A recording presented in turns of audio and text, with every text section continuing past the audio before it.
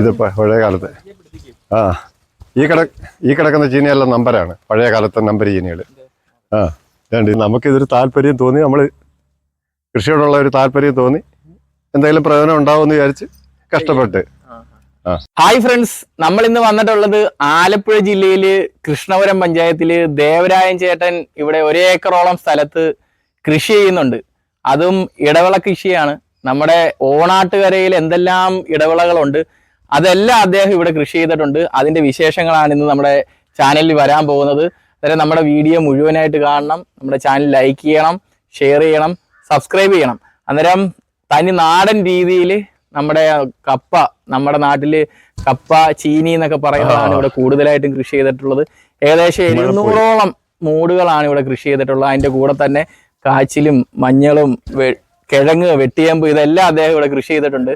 അന്നേരം ചേന അത് ഉൾപ്പെടെയുള്ള എല്ലാം ഇവിടെ കൃഷി ചെയ്തിട്ടുണ്ട്. അതിന്റെ വിശേഷങ്ങളാണ് ചാനലിൽ ഉള്ളത്. നിങ്ങൾ വീഡിയോ സ്കിപ്പ് ചെയ്യാതെ കാണണം, നമ്മുടെ ചാനൽ ലൈക്ക് ചെയ്യണം, ഷെയർ ചെയ്യണം, സബ്സ്ക്രൈബ് ചെയ്യണം. അന്നേരം നമുക്ക് ഈ വീഡിയോയിലെ വിശേഷങ്ങളിലേക്ക് പോവാം. ദേവരാജൻ ചേട്ടന്റെ വാക്കുകൾ കേൾക്കാം. ഓക്കെ. ഇതൊരു സ്ഥലമുണ്ട്, അതിനകത്ത് മൊത്തം കൃഷിയാണ്. വാഴ, ചേമ്പ്, കാച്ചിൽ, കിഴങ്ങ്, ഇഞ്ചി, മുളക് പൊടി, ചീനി 500-600 മൂടുണ്ട്. എന്തൊക്കെ വളങ്ങളാണ് നമ്മൾ? അത് ഞാൻ എല്ലുപൊടിയും ചാണാനും ജൈവവളം മാത്രമേ ഉള്ളു. ഒറ്റയ്ക്കാണോ ഒറ്റയ്ക്കാ ചെയ്ത്? ഒറ്റയ്ക്കാ കൃഷി ചെയ്തേക്കുന്നത്. വീട്ടുകാരെയും നമ്മൾ രണ്ടുപേരും കൂടെ ചെയ്യുന്നു. എന്തെല്ലാം മൂട് വെച്ചിട്ടുണ്ട്? ഇത് എന്തെല്ലാം ടൈപ്പ് ചീനിക്കമ്പുകളാ? ചീനി നമ്പർ ചീനിയുണ്ട്. സാറ് നാട്ടിലുള്ള മല സൈഡിലുള്ള എല്ലാ ചീനിയുണ്ട്. കിഴക്കൻ സൈഡിലുള്ള ഏറ്റവും നല്ല ചീനിയാണ് കിഴക്കൻ വള്ളി, നൂറിനാട്, അടൂര്, ചാരുമൂട്, വള്ളികുന്നം ആ ഭാഗങ്ങളിൽ കൃഷി ചെയ്യുന്ന ചീനക്കമ്പാണ് ഉപയോഗിച്ചിരിക്കുന്നത്. എത്ര മാസമായി നമ്മൾ ഇത് ഇപ്പം 4 മാസം കഴിഞ്ഞു. 4 മാസം കഴിഞ്ഞു. വെള്ളം കോരിയാണ് ഇതെല്ലാം കിളിപ്പിച്ച് റെഡിയാക്കി എടുത്തത്. ഇപ്പോഴാണ് മഴ തുടങ്ങിയത്. എത്ര മാസം വെള്ളം കോരി? 3 മാസം വെള്ളം കോരി. 3 മാസം. ഇത് പാട്ടത്തിനടുത്ത് ചെയ്യുവാണോ? നമ്മുടെ അയൽവാസിയായ നമ്മുടെ കളത്തിലെ ശശി എന്ന് പറയുന്ന ആളെ തന്നാ കൃഷി ചെയ്തോളാം. അങ്ങനെ ചെയ്താ. ഇപ്പൊ മഴയായപ്പം കുറച്ചും കൂടെ നല്ല രീതിയിൽ കിളിക്കുന്നുണ്ട്. ഇപ്പോഴാണ് വളമെല്ലാം എടുത്ത് വരാൻ തുടങ്ങിയത്. ഇതിൽ നിന്ന് എടുത്തു, അതിന്റെ ഒക്കെ ഇവിടെ വിടും. ഇത് വേറൊരു മോഡൽ അല്ലേ? വേറൊരു മോഡൽ. പല സൈസ് ഉണ്ട്, 3 സൈസ് ഉണ്ട് ചീനി. ഇതിപ്പോ പഴയ കാലത്ത് ഈ കിടക്കുന്ന ചീനിയെല്ലാം നമ്പരാണ്, പഴയ കാലത്തെ നമ്പർ ചീനികൾ. ഇതെല്ലാം നമ്പരാ. ഇത് ഒന്നിടോട്ട് ഇങ്ങനെ മാറ്റി സൈസ് തിരിഞ്ഞ് ഇത്രയേ ഉള്ളൂ ഇതിന്റെ. ഇത്ര ഇവിടെ കൊണ്ട് തീർന്നു. അത് കവട്ടയായല്ലോ. ഇത് 4 മാസം. ഇത് 4 മാസമായതാ. 4 മാസമായപ്പോഴും നല്ല കരുത്തോടെ വരുന്നുണ്ട്.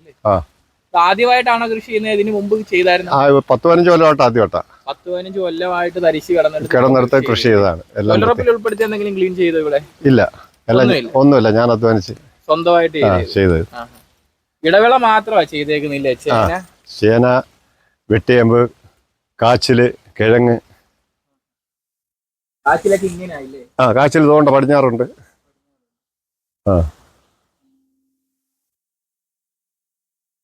കിഴങ്ങുണ്ട്. നാട്ടിലുള്ള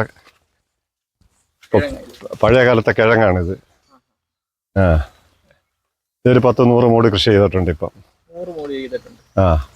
അവിടാണ് നനകിഴങ്ങ്. കാച്ചില് വേണമെങ്കിൽ അതിന്റെ.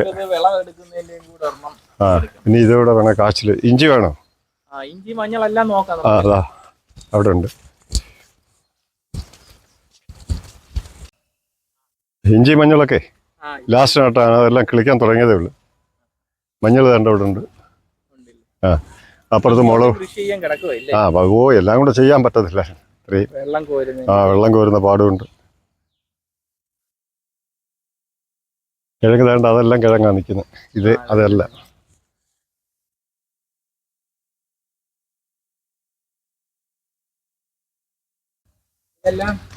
ഏത്തവാഴകളാ. ഇതിപ്പം വെച്ചിട്ട് എത്ര മാസമായി?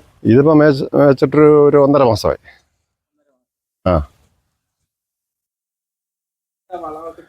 അത് ചാണകപ്പൊടി ഈ പറഞ്ഞ പോലെ തന്നെയൊക്കെയുള്ള വളങ്ങളാണ് കൊടുക്കുന്നത്. പിന്നെ നമ്മുടെ പച്ചലകൾ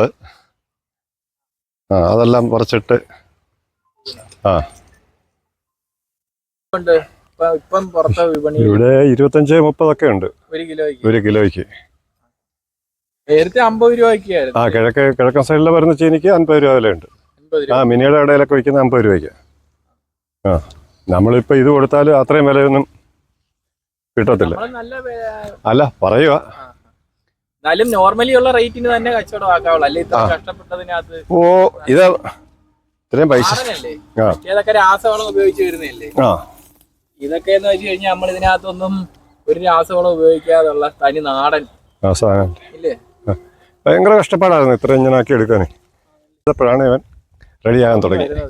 ഇനിയിപ്പം വളം കിടക്കോ, ഇത് പിടിച്ചെടുക്കണം.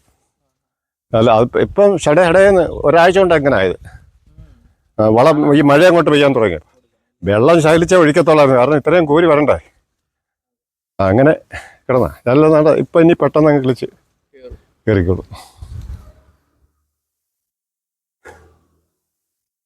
ഭൂമിയെല്ലാം വൃത്തിയാക്കി. നമ്മുടെ ഇതിന്റെ തുടക്കം എങ്ങനെയായിരുന്നു, ഈ വസ്തുവില് തുടക്കം എങ്ങനെയായിരുന്നു? അത് ഇതെല്ലാം ഭൂമിയെല്ലാം വൃത്തിയാക്കി കാടും പടലും കയറി കിടന്നായിരുന്നു. അതെല്ലാം വൃത്തിയാക്കിക്കൊണ്ട് ആളെ നിർത്തി പിന്നെ എല്ലാം തീ കത്തിച്ച് എല്ലാം റെഡിയാക്കിയിട്ടുണ്ട്.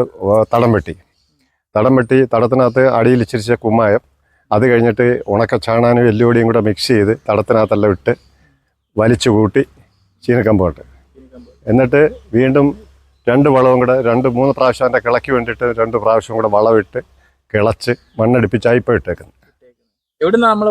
വളം വാങ്ങിച്ചത് വള്ളികുന്നത്തുനിന്ന് ഒരു വീട്ടിൽ നിന്നായിരുന്നു. ഉണക്ക ചാണാനായിട്ട് പോയി. അവിടെ 10-15 പശുക്കളുണ്ടായിരുന്നു. ഒരു ലോഡ് വണ്ടി ടെമ്പോ കൊണ്ട് ഒരു ടെമ്പോ കയറ്റിക്കൊണ്ട് വന്നു ഉണക്ക ചാണാൻ. അപ്പോൾ അതാണ് ചാണാൻ. പിന്നെ എല്ലുപൊടി രണ്ടും കൂടെ മിക്സാക്കിയിട്ടാണ് എല്ലാം റെഡിയാക്കിയിരിക്കുന്നത്. ഇപ്പോൾ എല്ലാം മണ്ണടിപ്പിച്ചിട്ട് റെഡിയാക്കി ഇട്ടേക്കോ. ഇനി ഇതിന് വളമൊന്നും ചെയ്യത്തില്ല. എന്നത്തേക്ക് നമ്മളിത് വിളവെടുക്കുവാൻ ഒരു 3 മാസം കൂടെ 3 മാസം കൂടെ പിടിക്കും. സെപ്റ്റംബർ ഓണം ആകുമ്പോഴത്തേക്കിന് ഏകദേശം എല്ലാം റെഡിയാവും. എല്ലാം അന്നേരത്തേക്ക് പാകമാകുന്നത്. അങ്ങനെ ചെയ്തേക്കുന്നത്. ഇതിനെല്ലാം ഒരു വർഷമാണോ, എത്ര മാസമാണ് ഇതിന്? അവര് ചീനക്കമ്പോന്നവർ പറഞ്ഞ് 6 മാസം 7 മാസം കൊണ്ട് വിളവ് വരും. ആ വിളഞ്ഞ് അങ്ങനെ അവരെടുക്കുന്നത്. അപ്പൊ നമ്മളും അതുപോലെ തന്നെ അവർ പറഞ്ഞ രീതിയിൽ അവരോട് ചോദിച്ചിട്ടാ ചെയ്തേക്കുന്നത്. വളമെല്ലാം ചെയ്തതും ഒക്കെ അവര് പറഞ്ഞ രീതിയിലാണ്. എത്ര മൂടുണ്ട് ഇപ്പം മൊത്തത്തിൽ എല്ലാം കൂടെ ഒരു 600-700 മൂട് വരും. 600-700 മൂടുണ്ടല്ലേ. ഏകദേശം ഒരു മൂട്ടിൽ എത്ര കിലോ നമ്മൾ പ്രതീക്ഷിക്കുന്നത്? അതിപ്പം നമ്മൾ ആദ്യമായിട്ട് കൃഷി ചെയ്യുവാണ്. അത് നോക്കിയിട്ട് നമുക്ക് ഏകദേശം പറയാനൊക്കത്തുള്ളൂ. ഒരു പ്രാവശ്യം വിളവ് എടുത്തു കഴിയുമ്പോൾ നമുക്കൊരു ഏകദേശം ഒരു കണക്ക് കിട്ടും. എന്നാൽ ഇത് എത്ര റേറ്റ് നമ്മൾ കൊടുക്കുമെന്ന്? അന്നത്തെ മാർക്കറ്റ് റേറ്റ് അനുസരിച്ച് കൊടുക്കും. നമ്പർ കൊടുത്തു കഴിഞ്ഞാൽ അവര് വിളിച്ചു കഴിഞ്ഞാൽ അവര് വന്ന് പറിച്ച് നോക്കിയിട്ട് വില പറഞ്ഞിട്ട് എടുക്കും. ഹോൾസെയിൽ ആയിട്ടാണോ അതോ റീറ്റെയിൽ ആയിട്ടാണോ? എങ്ങനെ വേണമെങ്കിലും അവർക്ക് വരുന്നവർ നമ്മൾ അന്നേരത്തെ സൗകര്യം അനുസരിച്ച് ഒന്നായിട്ട് ഒരാൾ എടുക്കുമെങ്കിൽ അവർ കൊടുക്കും. ഇല്ലെങ്കിൽ കുറച്ച് കൊടുത്താൽ മതിയെങ്കിൽ അങ്ങനെ കൊടുക്കാം. അല്ലെങ്കിൽ കുറച്ച് ചില്ലറയായിട്ട് വേണമെങ്കിൽ പറിച്ചിട്ട് നമ്മൾ തൂക്കി കൊടുക്കാം. എങ്ങനെ വേണമെങ്കിലും ചെയ്യാം. എന്റെ ഒരു അഭിപ്രായത്തിൽ ഇത് നമ്മളിത് ചെയ്യുമ്പം കുറച്ച് ഹോൾസെയിൽ ആയിട്ടും കൊടുത്തിട്ട് ബാക്കിയുള്ളത് കുറച്ച് നമ്മുടെ അത് കൊടുക്കാം. ഈ നാട്ടുകാർ ഇതൊക്കെ ഒന്ന് കഴിക്കട്ടെ. അത് തന്നെ എല്ലാം പുറത്തുനിന്ന് വരുന്നതല്ലേ നമ്മൾ. അങ്ങനെ ചെയ്യാന്ന് ഉദ്ദേശിക്കുന്നു. ചീനിക്കമ്പാകുമ്പോ മറ്റു വേസ്റ്റ് മലിനീകരണങ്ങളൊന്നുമില്ല. എല്ലാം നമുക്ക് പിന്നെ ഉപയോഗിക്കാം. കമ്പ് നമുക്ക് അടുത്ത് തന്നെ ഉപയോഗിക്കാം. ഇതിന്റെ മണ്ട ഇലകളൊക്കെ ഉണ്ടെങ്കിൽ കൃഷി പിന്നെ പശുക്കൾക്കും അതിനും ഇതിനും ഒക്കെ കൊടുക്കാം. വളമായിട്ട് എടുക്കാം. എന്ത് വേണമെങ്കിലും ചെയ്യാൻ പറ്റും. അതുകൊണ്ട് വാഴ പോലല്ല, വാഴയാകുമ്പോൾ നമുക്ക് ഇച്ചിരി അതും കുഴപ്പമില്ല. അതും പശുക്കൾക്ക് കഴിക്കാം.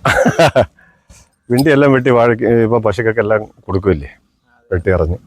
ഉണക്ക സമയമാകുമ്പോൾ അതിന് വെള്ളത്തിന്റെ ആവശ്യമാണല്ലോ. അപ്പൊ അതെല്ലാം കൊടുക്കും. എല്ലാം താമരക്കുളത്ത് ചന്തയിൽ പോയി വാങ്ങിച്ച് കൊണ്ടുവന്നിട്ടാ. ഇന്നത്തെ നമ്മുടെ ദേവരായൻ ചേട്ടന്റെ ഈ ഇടവേള കൃഷിയുടെ വിശേഷങ്ങൾ നിങ്ങൾക്ക് ഇഷ്ടപ്പെട്ടിട്ടുണ്ടെങ്കിൽ നമ്മുടെ ചാനൽ ലൈക്ക് ചെയ്യുക. നമ്മൾ ഈ കൃഷിയുടെ വിളവെടുപ്പാകുമ്പോഴത്തേക്കും അടുത്ത വീഡിയോ ആയിട്ട് വരും. നിങ്ങൾക്ക് താല്പര്യമുണ്ടെങ്കിൽ, നിങ്ങൾക്ക് ആവശ്യമുണ്ടെങ്കിൽ ഈ ഇടവേളകളൊക്കെ നിങ്ങൾക്ക് അദ്ദേഹത്തിൽ നിന്നും വാങ്ങിക്കാൻ സാധിക്കുന്നതാണ്. ശുദ്ധമായ വിഷരഹിതമായിട്ടുള്ള ജൈവ കൃഷിത്തോട്ടമാണ് അദ്ദേഹം ഇവിടെ ഒരുക്കിയിട്ടുള്ളത്. അന്നേരം നമ്മുടെ ചാനൽ ഇഷ്ടപ്പെട്ടിട്ടുണ്ടെങ്കിൽ ലൈക്ക് ചെയ്യണം. നമ്മുടെ വീഡിയോ ഇഷ്ടപ്പെട്ടിട്ടുണ്ടെങ്കിൽ ലൈക്ക് ചെയ്യണം. ഓക്കെ, അടുത്ത വീഡിയോ ആയിട്ട് വരുന്നവരൊക്കെ എല്ലാവർക്കും ബൈ ബൈ.